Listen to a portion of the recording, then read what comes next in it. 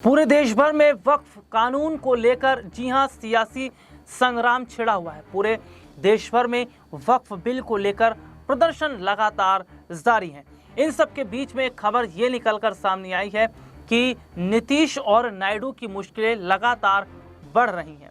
दरअसल अपने दर्शकों को यहाँ पर हम ये बता दें कि जो वक्फ बिल है, वक्फ बिल का जो समर्थन है वे एनडीए के सहयोगी दलों ने भले ही किया हो,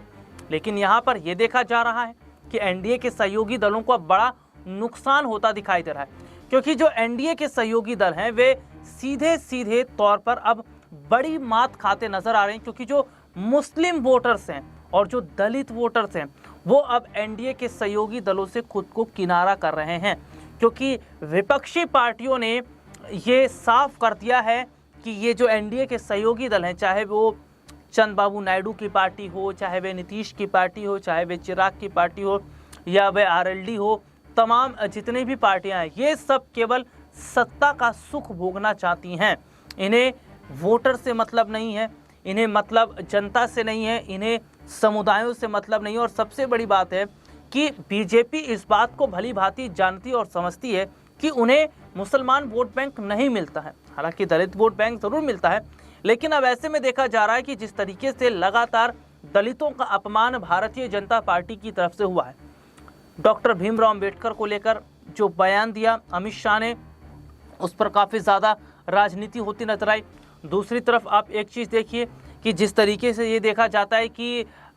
उत्तर प्रदेश में रामजी लाल, उन पर उनके घर पर जो हमला होता है वे भी एक दलित शहर हैं। तो यहाँ पर जिस तरीके से बीजेपी के राज में दलितों को टारगेट किया गया या दलितों का जो अपमान किया, इससे दलित काफ़ी ज़्यादा नाराज़ हैं। तो ऐसे में दलित जो वोट बैंक है जो बीजेपी को जाता है वो भी कहीं ना कहीं दलित वोट बैंक भी अब खिसकता नजर आ रहा है। और दूसरा सबसे बड़ी बात है कि वक्फ बिल का जिस तरीके से ये एनडीए के सहयोगी दलों ने समर्थन किया है, ये साफ तौर पर यह बताता है कि क्या बहुत बड़ी गलती, बहुत बड़ी भूल की है एनडीए के सहयोगी दलों ने। अगर ये समर्थन नहीं करते बिल का तो क्या वाकई कहा जाए तो इनको नुकसान नहीं होता। हालांकि बहुत पहले से देखिए, मैं अगर बात करूं तो जो मुस्लिम कम्युनिटी के लोग हैं, जो बड़े मौलाना हैं, वे जो बड़े धर्मगुरु हैं,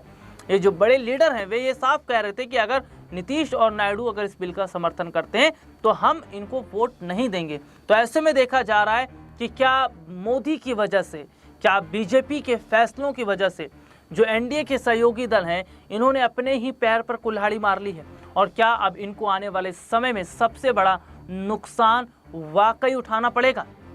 आज के लिए इतना ही, आपसे फिर दोबारा मुलाकात होगी, तब तक के लिए इजाजत दीजिए, नमस्कार।